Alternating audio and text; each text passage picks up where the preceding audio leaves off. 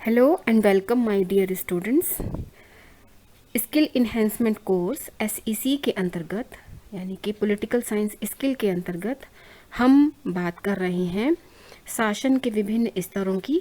और उन शासन के विभिन्न स्तरों पर चुने जाने वाले जनप्रतिनिधियों के बारे में। अब पिछली वीडियोस में हम बात कर रहे थे शासन के विभिन्न स्तर हमने देखे कि कौन कौन से हैं। जैसा कि हम पिछली वीडियोस में डिस्कस कर चुके हैं कि शासन के 3 प्रमुख स्तर हैं, केंद्रीय स्तर, राज्य स्तर और स्थानीय स्तर। इसके अलावा हम ये भी डिस्कस कर चुके हैं कि इन 3 स्तरों पर कौन कौन से प्रतिनिधि होते हैं। आज हम बात कर रहे हैं जनप्रतिनिधि, अर्थात इससे क्या मतलब है और इनके क्या कार्य हैं। जो सामान्य जनता प्रतिनिधि चुन करके भेजती है वो क्या कार्य करते हैं, उनके फंक्शंस क्या हैं। तो डिफरेंट टायर्स पर जो हमारे रिप्रेजेंटेटिव्स हैं, जनप्रतिनिधि, जैसे कि इसके अर्थ से ही स्पष्ट है, जनप्रतिनिधि, जन यानी कि सामान्य जनता और प्रतिनिधि हमारे रिप्रेजेंटेटिव, हमारे प्रतिनिधि। तो सामान्य जनता के प्रतिनिधि यानी कि जनप्रतिनिधि। और एक लोकतांत्रिक व्यवस्था में सामान्य जनता वयस्क मताधिकार का प्रयोग करते हुए अपने प्रतिनिधियों का चुनाव करती है, जो सामान्य जनता की इच्छाओं व आकांक्षाओं को प्रतिनिधित्व करते हैं। तब इन्हें ही जनप्रतिनिधि कहा जाता है। जैसा कि हम देखते हैं कि हमारा देश भारत एक लोकतांत्रिक देश है और जहाँ पर हमारे देश में आम चुनाव होते हैं और उन आम चुनावों में सामान्य जनता जो उसको भारतीय संविधान के माध्यम से वोट डालने का अधिकार मिला है, वयस्क मताधिकार के रूप में, एडल्ट फ्रेंचाइज के रूप में, उसको प्रयोग करते हुए अपने प्रतिनिधियों का चुनाव करती है। और वो जो चुनाव सामान्य जनता करती है, समय समय पर अलग अलग स्तर के लिए अलग अलग चुनाव होते हैं। जैसे उसमें हम पहले डिस्कस कर चुके हैं कि टॉप का जो स्तर है, केंद्रीय स्तर, सेंट्रल लेवल जो है, वहाँ के लिए जब हम अपने प्रतिनिधियों का चुनाव करते हैं तो इसका सीधा मतलब ये होता है कि हम भारतीय संसद के लिए अपने प्रतिनिधियों का चुनाव कर रहे हैं। एक वो केंद्रीय स्तर से मतलब कि जो एक वो सरकार जो कि हमारी राष्ट्रीय राजधानी दिल्ली में कार्य करती है और कानून निर्माण से संबंधित जो हमारी ऑर्गेनाइजेशन है भारतीय संसद के 2 सदन हैं, लोकसभा एवं राज्यसभा, और ये नई दिल्ली में स्थित है। और जो हम अपने प्रतिनिधियों का चुनाव करते हैं, देश में लोकसभा चुनाव ऑर्गेनाइज किए जाते हैं निर्वाचन आयोग के द्वारा और पूरे देश को 543 डिफरेंट भागों में उसको बांट दिया जाता है, जिसको हम कहते हैं निर्वाचन क्षेत्र, कंस्टिट्यूएंसीज। और अभी एट प्रेजेंट लोकसभा में 545 सदस्य हैं, जिसमें से 2 सदस्य एंग्लो इंडियंस होते हैं, आंग्ल भारतीय होते हैं, जिनको कि भारत के राष्ट्रपति नॉमिनेट करते हैं। और इसके अलावा भारतीय जो सामान्य जनता है वो अपने प्रतिनिधियों का चुनाव करती है। तो लोकसभा के जब चुनाव होते हैं तो जो लोकसभा के लिए अलग अलग आम चुनावों में अलग अलग जो पॉलिटिकल पार्टीज़ हैं हमारे देश में, वो अलग अलग उम्मीदवारों को टिकट देती हैं। वो चुनाव आयोजित किया जाता है और जब उसमें जो बहुमत के आधार पर जो उम्मीदवार विजयी घोषित किया जाता है वो लोकसभा में उस क्षेत्र का प्रतिनिधित्व करता है। इसी तरह राज्यसभा के लिए अप्रत्यक्ष रूप से भारतीय जनता अपने प्रतिनिधियों का चुनाव करते, ये भी एक प्रतिनिधि सदन ही है, लेकिन मुख्य रूप से लोकसभा को एक प्रतिनिधि सदन माना जाता है। राज्यसभा में सामान्य जनता सीधे सीधे वोट डालने का कार्य नहीं करती, सीधे सीधे वोट डालकर अपने प्रतिनिधियों का चुनाव नहीं करती, बल्कि जो हम लोकसभा के लिए अपने प्रतिनिधि चुनते हैं एमपीज़, और राज्य विधानसभाओं के लिए जो एमएलएज चुनते हैं, वो मिलकर के राज्यसभा के सदस्यों का चुनाव करते हैं अप्रत्यक्ष तरीके से। दूसरे स्तर पर यानी कि राज्य स्तर पर, जैसा कि केंद्र स्तर पर होता है संसद और वो नई दिल्ली में उसके 2 सदन हैं, लोकसभा एवं राज्यसभा, इसी तरह राज्यों की राजधानियों में राज्य स्तर की सरकारें कार्य करती हैं और हमारे देश के विभिन्न राज्यों में राज्यों की विधानसभाएं कार्य करती हैं। कुछ राज्यों में विधानसभाएं विधानमंडल द्विसदनात्मक है, विधानसभा एवं विधान परिषद, और कुछ राज्यों में ये केवल विधानसभाएं ही काम करती हैं। ये एक अलग अध्ययन का विषय है जिसको कि हम किसी अन्य वीडियो में डिस्कस करेंगे। तो यहाँ के लिए जो हम भारतीय जनता प्रतिनिधियों का चुनाव करते हैं, जिनको हम विधायक या एमएलए कहते हैं, और स्थानीय स्तर पर गांव में ग्राम प्रधान, ग्राम पंचायत सदस्य, छोटे नगरों और कस्बों में नगर पालिका प्रमुख और वार्ड मेंबर्स, पार्षद, और महानगरों में महापौर, मेयर जिसको कहा जाता है, और विभिन्न वार्ड मेंबर्स का जो चुनाव करते हैं वो हमारे स्थानीय प्रतिनिधि कहे जाते हैं। अब जो सामान्य जनता अलग अलग स्तरों के लिए जो प्रतिनिधि चुनती है, उनके कुछ कार्य हैं, कुछ फंक्शंस हैं। जैसे कि लोकसभा के लिए जो हम प्रतिनिधि चुनते हैं,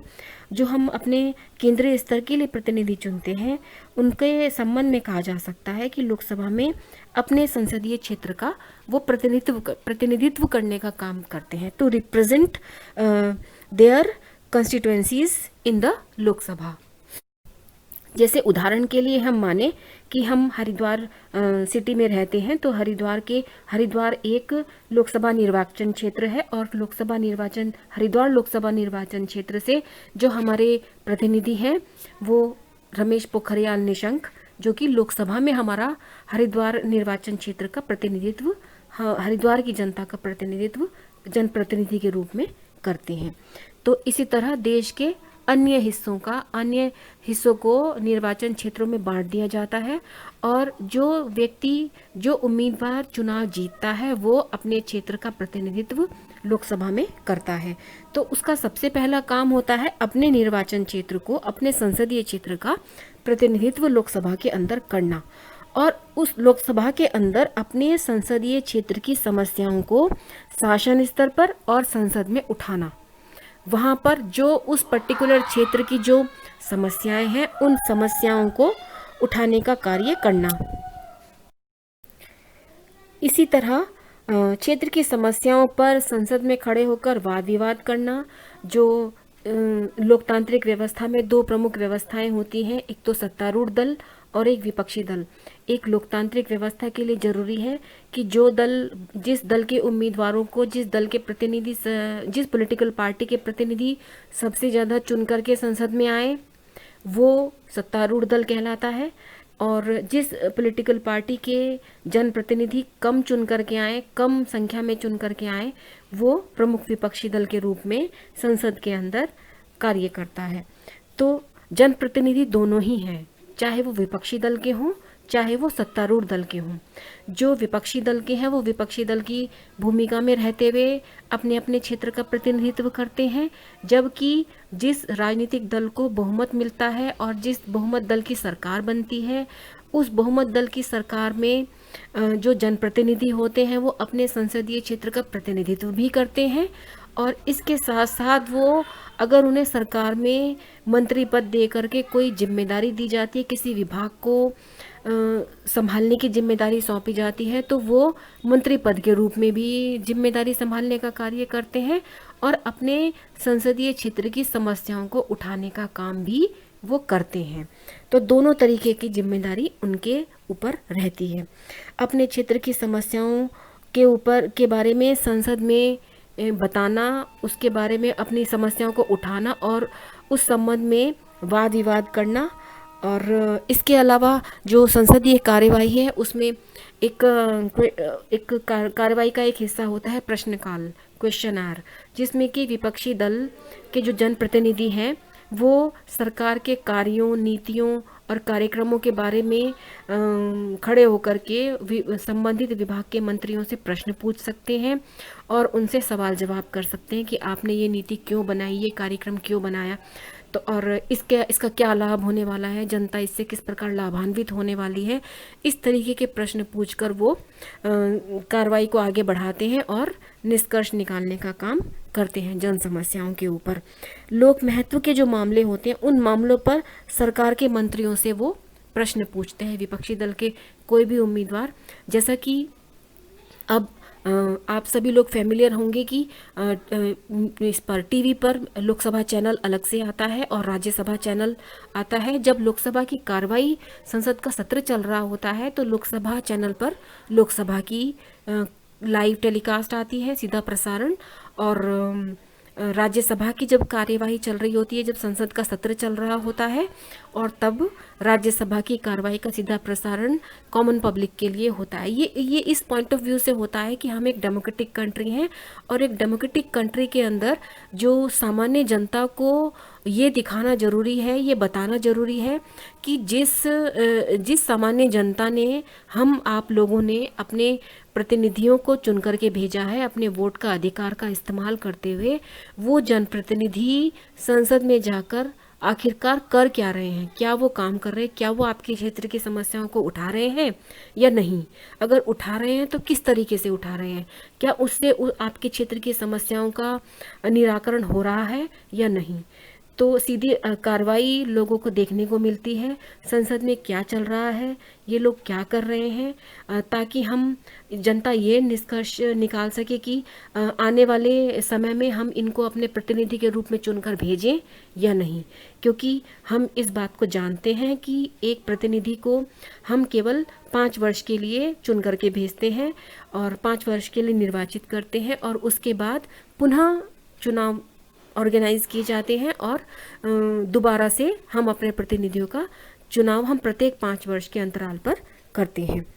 तो ये लोक महत्व के मामलों पर सरकार के मंत्रियों से विपक्षी दल के जो जनप्रतिनिधि हैं वो सवाल पूछते हैं, प्रश्न पूछते हैं, वो जानकारी लेते हैं कि भाई उन्होंने पर्टिकुलर किसी नीति के ऊपर, किसी कार्यक्रम के ऊपर, जो भी गवर्नमेंट ने कोई पॉलिसी इम्प्लीमेंट करी हुई होती है एट प्रेजेंट, या कुछ भी जो भी उनका लोक महत्व का, पब्लिक कंसर्न का कोई मुद्दा उन्हें नज़र आता है, तो किसी पर भी वो सरकार से सवाल जवाब करने का अधिकार रखते हैं। सरकार इसके अलावा सरकारी नीतियों का निर्माण करना और उनका क्रियान्वयन करना। सरकारी नीतियों का क्रियान्वयन और निर्माण कौन करता है? वो लोग जो कि सत्तारूढ़ दल में हैं, सरकार में हैं, और जनप्रतिनिधि भी हैं, और मंत्री पद की उनके ऊपर कोई जिम्मेदारी दी गई है, और वो उस जिम्मेदारी के रूप में काम कर रहे हैं कि उनको कोई विभाग सौंप दिया गया है। उदाहरण के लिए हम कहें कि हरिद्वार क्षेत्र के निर्वाचन क्षेत्र का जब प्रतिनिधित्व करते हैं बीजेपी के, वर्तमान में सत्तारूढ़ दल है बीजेपी केंद्र सरकार में, और हमारे जो क्षेत्र के प्रतिनिधि हैं वो हमारे क्षेत्र के सांसद भी हैं, प्लस वो एचआरडी मिनिस्टर भी हैं, उनको वो हमारे जनप्रतिनिधि भी हैं। इसके साथ साथ उन्हें सरकार के द्वारा सत्ता में रहते हुए उनको एक विभाग को चलाने की जिम्मेदारी भी प्रधानमंत्री के द्वारा सौंपी गई है, उनको मंत्रिमंडल में जगह दी गई है। तो ऐसे में उनकी जिम्मेदारी दोहरी है, एक तो जनप्रतिनिधि के रूप में अपने क्षेत्र की समस्याओं को उठाना, अपने क्षेत्र के लोगों की समस्याओं का निराकरण करना, प्लस दूसरा जो सरकारी नीतियां हैं उनके विभाग से संबंधित, जैसे कि वो एक एजुकेशन मिनिस्टर हैं, तो नई शिक्षा नीति की जो घोषणा की गई है वो हमारे एचआरडी मिनिस्टर के द्वारा, जो कि हमारे जनप्रतिनिधि भी हैं, उनके द्वारा ही की गई है। और उनका निर्माण करना, उनका इम्प्लीमेंटेशन करना भी उन्हीं के ऊपर निर्भर करता है, उन्हीं के ऊपर उसकी जिम्मेदारी रहती है। इसके अलावा सरकार के कार्यों की आलोचना करके विपक्ष की भूमिका निभाना। जो लोग सरकार में नहीं हैं, जैसे कांग्रेस अभी सरकार में नहीं है, बहुमत में नहीं है, तो वो सरकार का हिस्सा नहीं है। ऐसे में जो कांग्रेस के टिकट पाकर प्रतिनिधि के रूप में कार्य कर रहे हैं, जैसे राहुल गांधी कांग्रेस के लीडर हैं, और लेकिन वो संसद का हिस्सा हैं, वो एक निर्वाचन क्षेत्र का, एक देश के एक हिस्से का प्रतिनिधित्व करते हैं, तो वो विपक्षी दल के प्रमुख नेता की भूमिका निभा रहे हैं, और वो सरकार के कार्यों की आलोचना करते हैं, और ताकि उनको अपनी कमियों का एहसास होता रहे सरकार को, और वो अपने कार्यों को सही तरीके से कर पाएँ, जिससे कि जन कल्याण के कार्य ज़्यादा अच्छे तरीके से हों। तो सरकार के कार्यों की आलोचना करके विपक्ष की भूमिका का निर्वहन करना भी जनप्रतिनिधियों का ही कार्य होता है। इसके अलावा सांसदों को कुछ विशेषाधिकार होते हैं कि उनके पास सांसद निधि होती है। सांसद निधि से वो जन कल्याणकारी कार्य अपने निर्वाचन क्षेत्र में करवा सकते हैं, जैसे सड़कों का निर्माण, या अस्पताल का निर्माण, या पार्कों का निर्माण। इसी तरीके की किसी भी जन कल्याणकारी योजना को वो अपनी सांसद निधि से पैसा दे करके, निकाल करके वो उनका निर्माण करवा सकते हैं। तो ये करवाना भी उनके कार्यों में, उनके दायित्वों में ही आता है। सामान्य जनता की समस्याओं को सुनना व उनका समाधान करना। ये जरूरी नहीं है कि हमने एक बार उनको 5 साल के लिए निर्वाचित कर दिया जनप्रतिनिधि के रूप में, तो उसके बाद वो हमारा कोई कार्य नहीं करेंगे। उनकी जिम्मेदारी है कि वो समय समय पर अपने निर्वाचन क्षेत्र में आते रहें और कुछ ऐसी सभाएं ऑर्गेनाइज करते रहें जहां पर कि जन संवाद कार्यक्रम हो, जहां पर कि जनता मिलन कार्यक्रम हो, जहां पर सामान्य जनता आए, अपनी जो उनकी बेसिक प्रॉब्लम्स हैं, अपनी मौलिक समस्याओं को बताए, सरकार से संबंधित जिनका निराकरण सरकार में रहते हुए किया जा सकता है या एक एमपी के रूप में रहते हुए किया जा सकता है, तो उनको जनता की समस्याओं को सुनने का जनता मिलन कार्यक्रम के माध्यम से उन समस्याओं का निराकरण करने का अधिकार है। ये उनकी जिम्मेदारी है।